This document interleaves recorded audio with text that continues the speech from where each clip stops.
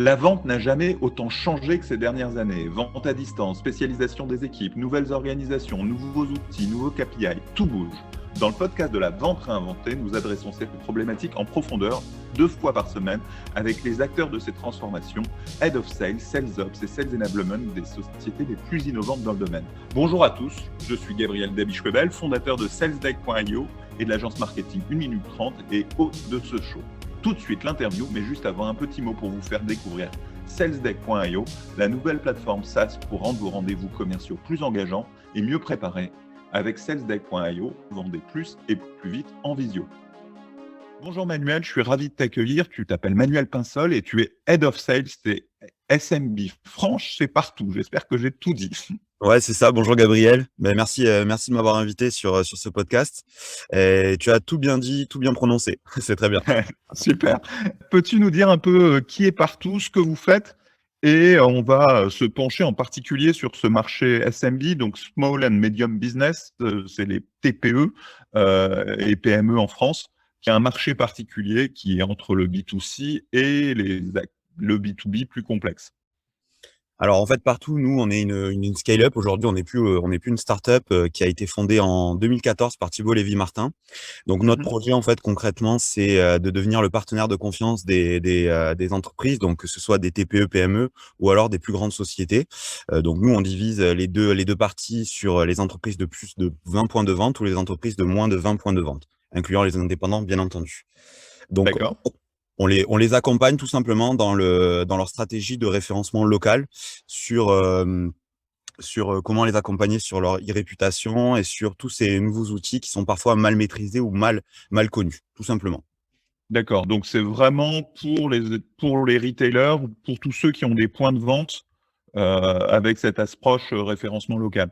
Exactement. Alors, on fait pas que, on travaille avec, par exemple, des immobiliers, avec des gens qui sont indépendants, qui ont pas forcément des points de vente, mais qui accompagnent, qui reçoivent des clients. Donc voilà, tout ce qui peut être associé tout simplement à une fiche Google My Business, une fiche d'établissement. D'accord, super. C'est notre cœur de métier, exactement. Et donc toi, tu es Head of Sale SMB, ça veut dire que tu adresses uniquement les artisans, ceux qui ont moins de 20 points de vente, si je comprends bien ce que tu dis. C'est un très large spectre, exactement. Donc, c'est moins de 20 points de vente. Ça peut être, comme tu le dis, des artisans, ça peut être des indépendants sur l'immobilier, sur la santé, sur tous les métiers de la beauté, par exemple des manucures, des salons esthéticiennes, des coiffeurs. Donc, c'est vraiment tous les indépendants TPE, PME, comme je l'ai dit, de moins de 20 points de vente, exactement. Et comment on vend sur ces cibles? J'imagine que c'est même très différent d'une cible à l'autre, entre un artisan qui est souvent en chantier ou en déplacement, des professions plus libérales qui ont plus l'habitude peut-être de travailler au bureau, mais moins de disponibilité. Est-ce que vous avez des process de vente différents selon les catégories de métiers? Comment ça marche? Donc nous, en fait, concrètement, on a, au début de la création de l'équipe par Romain Leguer, en fait, on travaillait sur tous les différents métiers. On n'avait pas vraiment de verticalisation. Aujourd'hui, c'est ce qu'on applique, c'est-à-dire qu'en fait, sur une durée, en fait, on va travailler sur une verticale. En ce moment, on travaille sur les métiers de la santé. Donc, comme tu l'as dit, c'est vraiment complètement différent. C'est-à-dire qu'on n'accroche pas pareil, par exemple, un podologue qu'un artisan. C'est-à-dire que c'est des métiers qui vont avoir ils vont avoir des envies différentes. Un artisan, lui, le fait de gagner de la clientèle, ça va pas forcément être le plus important. Aujourd'hui, les artisans croulent sur le travail. Donc, ce qui va l'intéresser plus, c'est soit le besoin de recruter ou alors la réputation. Des métiers comme des hypnothérapeutes, par exemple, qui est associé au métier de la santé, eux, par contre, ça va être de gagner en visibilité, de gagner en clients. Donc, notre métier à nous, c'est vraiment de devenir, alors je vais pas dire des experts, mais vraiment de mieux connaître, de vraiment devenir avoir vraiment les consciences, les problématiques de ces différents métiers, c'est ça qui est vraiment important. Et aujourd'hui, si on les connaît pas, si on attaque, si on prospecte tous ces métiers-là de la même façon, ça ne fonctionnera pas, tout simplement. Alors, c'est assez rigolo ce que tu me dis. Ça veut dire que tu as pas une équipe spécialisée, mais en revanche, sur des périodes données, vous vous spécialisez, c'est ça? En fait, c'est exactement ça. Aujourd'hui, on n'a pas la vocation d'avoir des inside sales qui soient spécialisés sur différents métiers. Notre volonté, c'est vraiment de monter une école de vente et d'être vraiment multitâche et de pouvoir travailler sur tous les différents types de métiers. Et c'est ce qui plaît beaucoup aujourd'hui. C'est-à-dire que le fait d'un mois travailler sur des artisans, le mois d'après travailler sur la santé, c'est très diversifié il n'y a pas on travaille pas tout le temps sur les mêmes choses et du coup, c'est différent. C'est ce qui plaît aujourd'hui, quoi. Ouais, je comprends parce que ça fait, tu te répètes pas d'un mois sur l'autre, tu découvres un nouveau métier, tu découvres une nouvelle profession, c'est assez sympa comme approche.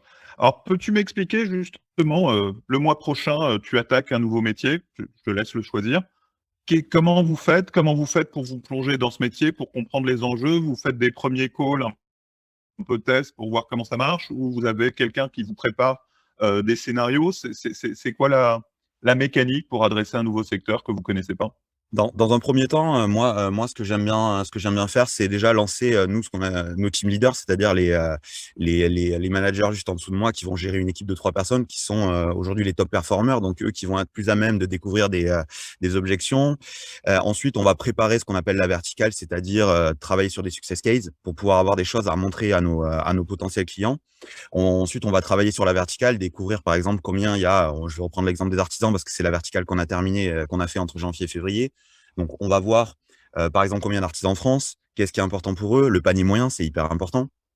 Les problématiques qu'ils ont aujourd'hui, moi les contacter directement pour en discuter, voir nos anciens clients, ce qui les a aidés dans notre solution. Donc voilà, ça va être vraiment une préparation en amont pour pouvoir donner aux sales vraiment toutes les cartes et pour pouvoir les accompagner.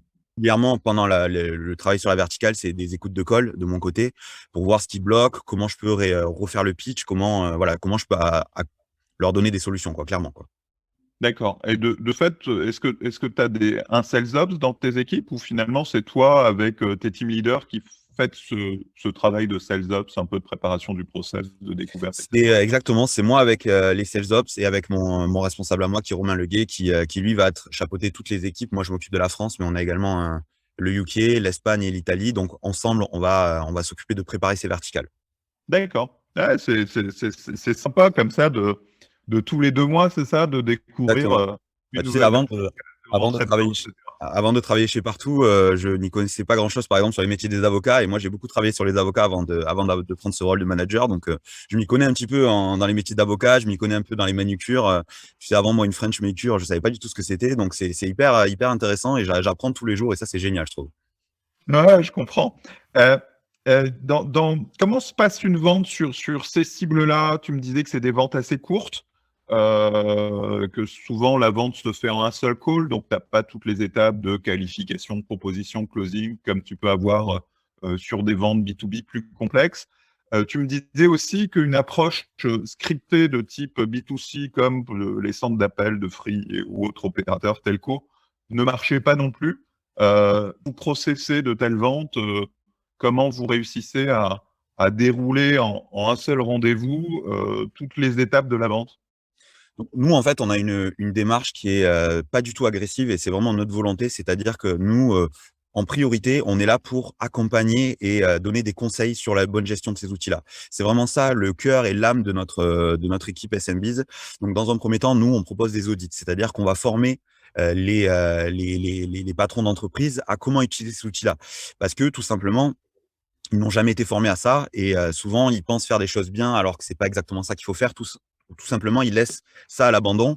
On a, également une grosse problématique, c'est-à-dire que les gens confondent souvent le site internet avec la fiche Google. On leur explique bien, c'est vraiment 2 domaines différents et donc dans un premier temps, on est sur une démarche de formation, de conseil, en fait.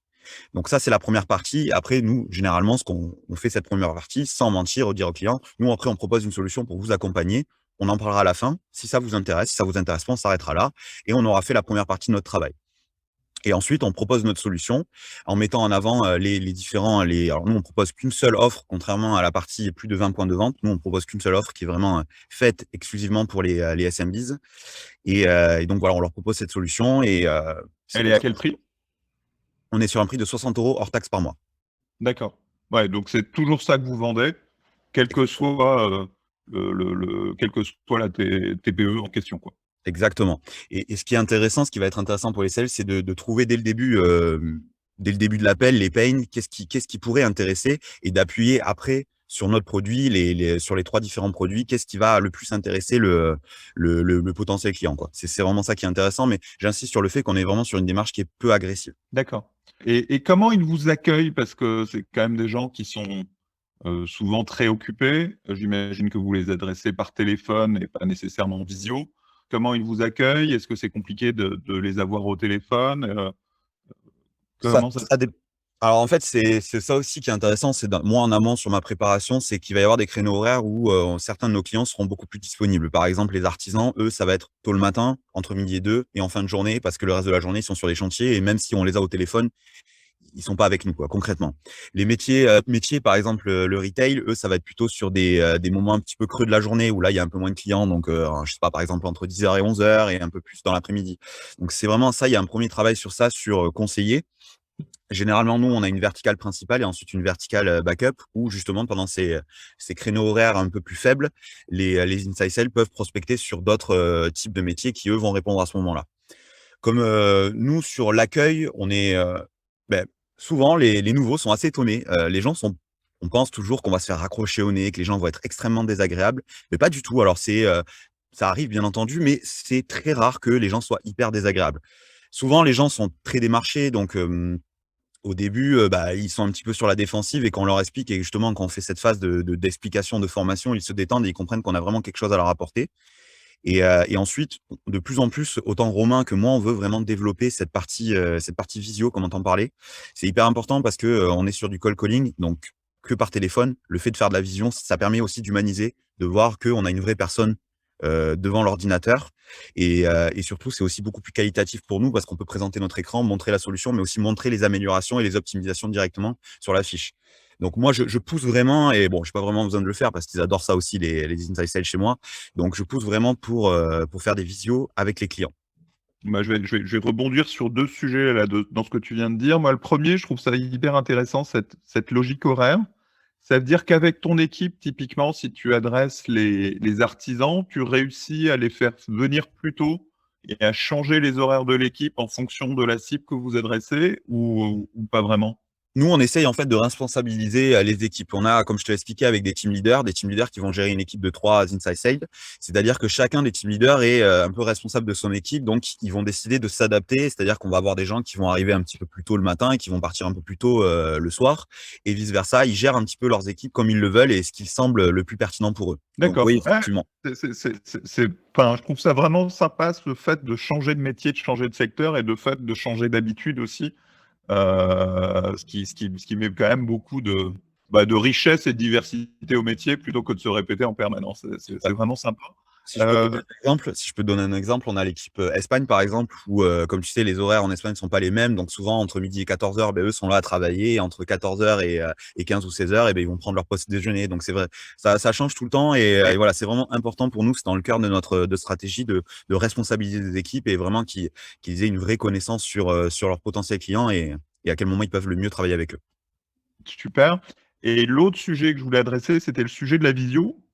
Comment, tu organises des visios avec ces profils-là? Ça veut dire qu'il y a un premier call pour organiser la visio ou vous réussissez à l'organiser uniquement avec des échanges textuels? C'est quoi la démarche?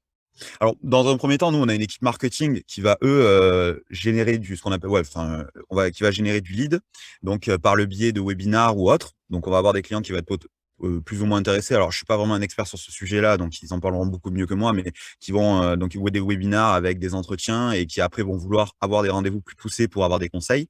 Et ensuite, oui, effectivement, on a des plages horaires, nous, de prospection pour la prise de rendez-vous. Donc, pendant 1 heure ou 2 heures, ils vont contacter des entreprises et par exemple, pour la santé, c'est souvent des gens qui sont très occupés, donc ils vont préférer prendre des rendez-vous.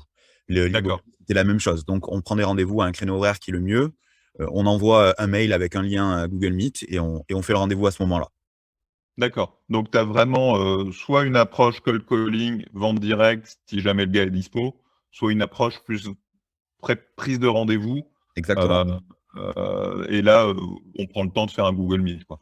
Et c'est ça aussi que les sales aiment beaucoup, chez nous, c'est le fait de pouvoir aussi gérer leur emploi du temps comme ils le veulent. C'est-à-dire que, bah, ils vont avoir plusieurs rendez-vous dans la journée. Moi, j'estime que c'est vachement plus, intéressant d'arriver le matin, de savoir qu'on a plusieurs rendez-vous, qu'on a une journée, occupée et du coup, qu'on va pas créer un pipe de A à Z. Et en dehors de ça, il reste quand même des créneaux horaires où là, on va continuer à prendre des rendez-vous et avoir toujours quelque chose en fait qui vient, quoi. D'accord, voilà, c'est une vente quand même très diversifiée, très riche. Hem Très différent, exactement, ouais, c'est très différent que ce qu'on voit d'habitude. et tu disais que tu avais essayé de mettre en place des process avec des scripts, ce genre de choses, un peu comme dans les centres d'appel B2C et que ça avait pas du tout marché? En fait, on a des gens qui ont essayé de créer un arbre de discussion. Alors, j'ai pas vraiment le terme sur ça. Le Un arbre de souci, décision? ouais, exactement. Donc, le souci, c'est que c'est un petit peu trop scripté. C'est trop précis et en fait, quand on est dans le feu de l'action, quand on discute avec un client, ben on peut pas se permettre d'attendre, de voir, qu'est-ce que je dois dire après ça. Donc c'est pour ça qu'on les forme vraiment. Donc Romain Leguet qui a lui créé le pitch initial et qui fonctionne aujourd'hui très bien, que j'ai un tout petit peu réadapté, mais qui reste vraiment le même et on préfère travailler plutôt sur ça, sur un pitch qu'après les sales vont adapter selon la verticale, parce qu'on se rend compte qu'au bout d'un moment, les objections sont quand même souvent un petit peu les mêmes et du coup, nous, on préfère former et accompagner les sales sur le fait d'être capable de répondre à une objection, de traiter à un moment et de vraiment de séquencer le pitch plutôt que, de les bloquer à avoir, un arbre, comme ça et d'être trop scripté, en fait. Exactement. Je Ouais, préfère que ce soit je vais faire un tout petit peu de promo pour SalesDeck, parce que cette question de l'arbre de décision est une question auquel on a beaucoup réfléchi. J'ai écrit un bouquin avec une méthode qui met en place un arbre de décision pour construire les playbooks et les process de vente. Et quand j'ai voulu traduire cette méthode dans un outil logiciel pour assister, guider les commerciaux pendant le rendez-vous, je me suis rendu compte que l'arbre de décision était trop rigide. complètement. Pour une vente complexe, ça peut marcher sur une vente simple de type centre d'appel avec est-ce que vous avez branché votre box, est-ce qu'elle est débranchée, ce genre de choses, enfin des choses très scriptées, très structurées. Mais dès qu'on rentre dans une conversation, dans une découverte, dans un besoin de comprendre des enjeux, ça fonctionne moins. Et l'idée qu'on a eue, qui, à mon sens, est celle qui fait vraiment la différence sur SalesX, c'est cette idée de porter ce process de vente, non pas à travers un arbre de décision, mais à travers un jeu de cartes qui peut lui-même avoir des conditionnalités. Et ça offre beaucoup plus de souplesse, de liberté au commercial, tout en gardant une dimension assistance, parce qu'il voit toujours des questions qu'il n'a pas encore posées, des documents ou des éléments qu'il n'a pas encore présentés. Donc, il a une vraie liberté avec son jeu de cartes. Voilà pour la toute petite Je suis page assez de pub d'accord, sur le sujet. je suis assez d'accord et puis nous, on le voit de notre côté, souvent, quand on a un potentiel client qui pourrait être intéressé par notre solution, mais que la vente se fait pas, c'est parce qu'il y a plusieurs facteurs, mais le plus déterminant, c'est souvent une découverte client qui est mal faite. C'est-à-dire qu'on arrive à la fin et le sales a du mal à closer tout simplement parce qu'il n'a pas analysé quels étaient les vrais besoins d'un client. Souvent, Mmh. quand je réécoute des appels, je viens le voir et je lui dis: «Beh, tout simplement, ça a pas forcément marché parce que tu ne savais pas quelle était sa pain. Tu ne savais pas ce qui pouvait potentiellement l'intéresser» et pourquoi? Parce qu'il a pas forcément posé toutes les questions qu'il fallait donc avoir vraiment des questions, je dirais pas obligatoires parce que c'est un peu scripté, mais vraiment, principales, ça c'est intéressant. Exactement. Et tu disais que tu écoutais les appels, tu utilises quelle solution sur cette écoute d'appel? C'est l'enregistrement Google ou tu On travaille avec utilises Ringover, nous. Ringover d'accord, qui fonctionne plutôt bien et qui est assez pratique pour moi où je peux reprendre les appels et c'est assez pratique, ouais, tout à fait. d'accord. Et vous avez d'autres outils comme ça que vous utilisez pour aider les sales? Alors nous sur la partie SMBs, on n'a pas énormément d'outils. On a Salesforce, bien sûr, notre CRM, on a Ringover. Après, en dehors de ça, on a peu d'outils parce que, on n'en a pas forcément besoin. Après, plus tard, pourquoi pas? Moi, je suis pas du tout fermé à analyser d'autres points, mais pour l'instant, aujourd'hui, on en a très peu. Et avec Ringover, vous l'utilisez comment? Vous l'utilisez sur, des aspects coaching? Combien de temps tu revois ou les team leaders revoient les collaborateurs pour les faire, progresser sur leur pitch? Vous l'utilisez de façon régulière ou Les team leaders ont un point, par semaine avec, un seul des membres de leur équipe qui peut être plus s'ils le souhaitent et là, il y a souvent des doubles écoutes, des roleplays, ce genre de choses et moi, j'essaie d'écouter le plus régulièrement possible, les des appels, je prends au hasard pour écouter, pour voir s'il y a pas de mauvais discours, même de discours qui s'éparpillent un petit peu donc j'essaye d'écouter, des calls. Ce serait bien tous les jours mais parfois c'est un peu difficile parce qu'on est sur des appels qui peuvent durer jusqu'à 1 heure. Mais au moins tous les 2 d'accord, jours, j'essaye d'écouter au moins, tous les 2 jours d'accord. et c'est Heu très important parce que même sur les plus anciens, il y a parfois des discours qui, qui changent et c'est important de un peu recentrer, de recentrer le discours, quoi. Alors moi, j'ai envie de te proposer de faire quelque chose qu'on n'a pas encore fait dans ce podcast, c'est de faire un roleplay ensemble, si tu es d'accord? Où tu m'abordes, est-ce que, je vais prendre ma casquette de directeur d'agence marketing, Est-ce que tu veux me contacter en tant que directeur d'agence marketing ou tu préfères que je fasse un artisan, par exemple? Enfin, dis-moi ce qui Je pense que c'est mieux, je pense que c'est mieux un artisan ou un professionnel de santé ou autre parce que c'est beaucoup plus parlant sur notre métier, ouais. D'accord, bah, je vais essayer de me alors j'ai du mal à me projeter en professionnel de santé, mais je vais plus faire un artisan menuisier, si ça te va bien. Allez, c'est parti. Je te laisse m'appeler. Bonjour monsieur. Bonjour, vous êtes? Bonjour. Moi je suis Manuel Pinsol de la société Partout. Alors je sais pas si vous avez entendu parler de nous, Partout. Ah, pas du tout. Alors en fait, nous on est le partenaire technologique de Google My Business en France. Donc déjà est-ce que vous voyez de Google My Business, ça vous parle, la fiche Je d'établissement? vois bien Google, mais My Business, je sais pas vraiment. Alors, c'est quand vous tapez votre nom sur Google, c'est la fiche qui apparaît à droite avec vos avis, votre numéro de téléphone, vraiment votre devanture virtuelle si vous préférez. Ouais, je vois d'ailleurs, j'ai pas que des bonnes notes, ça fait partie des choses qui m'embêtent. D'accord, OK. Alors l'idée, c'est qu'en fait, nous, on contacte en fait les entreprises pour les accompagner sur cet outil-là et moi, je suis spécialisé sur les métiers des artisans. Le but, c'est un audit qui dure entre 20 et 30 minutes sur, vous expliquer comment ça fonctionne, comment vous pouvez mieux gérer votre réputation, donc c'est-à-dire les avis, parce que ça se gère, ça se travaille, tout ça. Et après, si vous êtes intéressé, pourquoi pas vous proposer notre solution. Mais bon, ça, on y viendra après. Mais dans un premier temps, moi, cette partie d'audit, c'est important pour moi de vous faire comprendre les enjeux de cet outil. Vous êtes Bah, disponible? d'accord, bah, je vais peut-être me poser dans un endroit un peu plus calme parce que là, il y a un peu de bruit. Mais laissez-moi 1 minute et je Eh vais ben, me on y poser. va. Eh ben, on y va. J'ai besoin d'être derrière un ordi ou? C'est beaucoup mieux si vous êtes devant un ordinateur. Ouais, tout à fait. Ok, bah, je vais essayer de trouver un ordi. J'ai trouvé. C'est parfait. Alors, du coup, je vais vous demander de taper le nom de votre entreprise, D'accord, la ville. super, je fais. D'accord? Donc là, vous êtes sur votre fiche. Tout à fait. D'accord. Alors déjà, dans un premier temps, pour qu'on apprenne un petit peu à se connaître, ça fait combien de temps que vous existez, vous? Ah, nous, ça fait longtemps, hein. Moi, mon père avait déjà cette menuiserie. D'accord, très bien. Et mais alors du coup, je vois que vous avez, vous me disiez, vous aviez, des avis négatifs, mais vous en avez qu'une trentaine. Donc si ça fait longtemps que vous existez, comment vous travaillez avec les avis? Vous les sollicitez? Vous les demandez ou pas du tout? Il y a pas vraiment de politique par rapport à ça? Bah, pas du tout, non. Nous, Mais on pourquoi? travaille au bouche à oreille, on connaît bien les gens dans le quartier, ça fait longtemps qu'on est là, on a notre vitrine, D'accord, OK. les gens viennent nous voir quand ils ne nous connaissent pas. Bon, vous êtes pas le seul à me dire ça, hein, donc j'ai l'habitude, hein. D'accord et alors aujourd'hui, pourquoi ça vous intéresse tous ces sujets? Qu'est-ce qui est important pour vous? Bah, je suis pas très content de pas avoir des super notes, mais après, je dois dire que ça me change pas trop la vie, mais quand vous m'avez dit que vous pourriez m'expliquer, me faire un audit, j'ai trouvé ça cool. Ouais, ouais, carrément, bah, c'est important et c'est important par rapport à notre partenariat avec Google, mais surtout d'accompagner les entreprises parce que, comme vous l'avez vu aujourd'hui, bah, ces outils-là, ils sont de plus en plus utilisés. Avec la crise, avec tout ça, les gens regardent de plus en plus ça. Vous avez un site internet? Vous avez un site internet vous, Gabriel? Non. D'accord, OK et ça aussi, c'est pareil, vous êtes pas intéressé aussi à ça ou pour l'instant, il y en a pas besoin? Bah, ouais, ça coûte cher et puis je sais pas trop comment le maintenir et tout, heu, nous on a, des cartes de visite, ce genre de choses, quoi. D'accord et Merci beaucoup Manuel pour ce roleplay, c'était un plaisir d'échanger avec toi. Je trouve que vous avez une approche de la vente hyper diversifiée, hyper riche, donc je suis sûr que ça peut intéresser, des jeunes commerciaux, qui ont envie de vivre des expériences concrètes, de la vente. J'imagine que vous recrutez en permanence, donc ce sera intéressant pour eux. On se retrouve 2 fois par semaine pour un nouvel épisode. Abonnez-vous sur votre plateforme de podcast préférée pour ne rater aucun épisode. Merci aussi à notre sponsor salesdeck.io, la solution SaaS pour vendre plus et plus vite en visio avec des rendez-vous plus engageants et mieux préparés. Découvrez la solution et réservez tout de suite une démo sur salesdeck.io. Merci Manuel, salut. merci Gabriel.